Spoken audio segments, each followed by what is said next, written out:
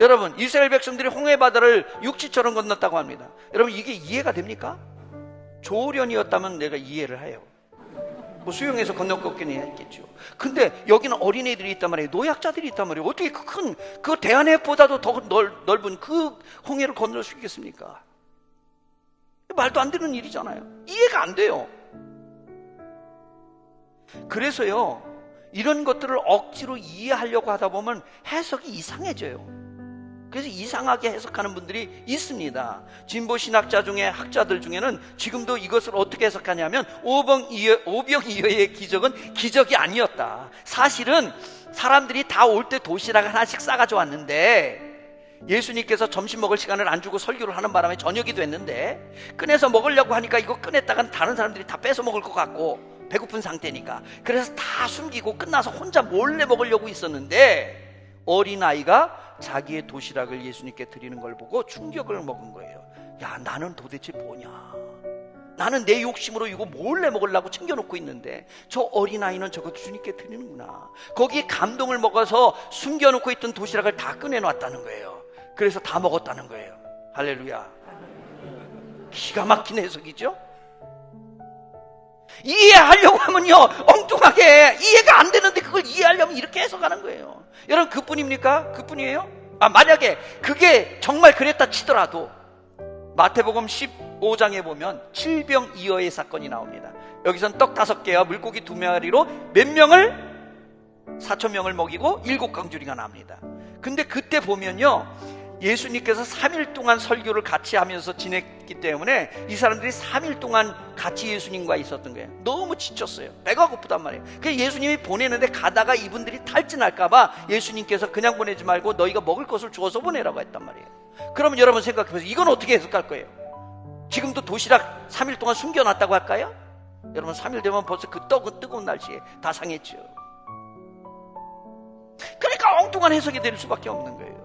또 이해 안 되는 걸 억지로 이해하려면 어떻게 됩니까? 홍해바다를 건너는 것은 이 진보 신학자들은 뭐라고 해석합니까? 사실은 홍해바다가 깊은 바다가 아니었고 무릎 정도 차는 뻘이었다. 여기가 뭐죠? 갈대밭이었다.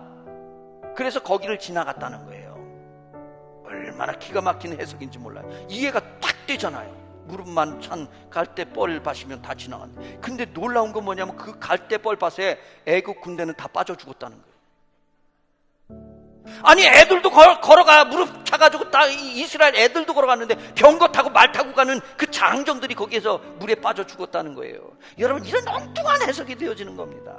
말도 안 되는. 그러나 다 이해 못해도요, 믿을 마음이 있으면 그것이 이해가 되지 않아도 문제가 되지 않습니다. 그래서 토마스 아퀴나스는 아주 이런 유명한 말을 남겼습니다. 믿으면 더 이상 설명이 불필요하고 믿지 않으면 그 어떤 설명으로도 불가능하다.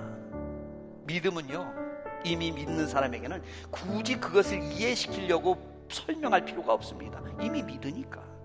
그런데 믿지 않는 사람에게는 어떤 설명을 가지고 설득을 하려고 해도 그 사람은 믿지 않기 때문에 받아들이지 않습니다. 이건 전도를 해보면 우리가 많이 경험하잖아요. 아무리 이해력이 딸리는 그 사람에게도요, 믿을 마음이 있는 사람이면, 그래서 어린애들 또는 노약자, 나이가 연세가 많이 드신 분들은 이해력이 좀 이제 약해졌잖아요. 그래도 믿을 마음이 있는 사람에게는요, 이 복음에 대해서, 성경에 대해서 얘기하면 다 이해를 못 하시면서 믿습니다. 어린애들. 그런데요, 이해력이 좋은 사람에게도요, 믿을 마음이 없으면요, 아무리 설명을 해도 다 듣고 나서 그래도 거절해버립니다. 그래서 우리가 알 수 있는 게 뭐냐면, 이해는 곧 믿음으로 이해해지는 것은 아닙니다. 이해했다고 곧 믿는 것은 아닙니다. 여러분, 그러니 우리 실제 주변에서 한번 물어보세요. 믿음 좋은 집사님, 믿음 좋은 장로님에게 여쭤보세요. 성경 말씀이 다 이해가 돼서 믿어지시는 거예요? 영적인 세계가 다 이해가 되셔서 믿으시는 거예요?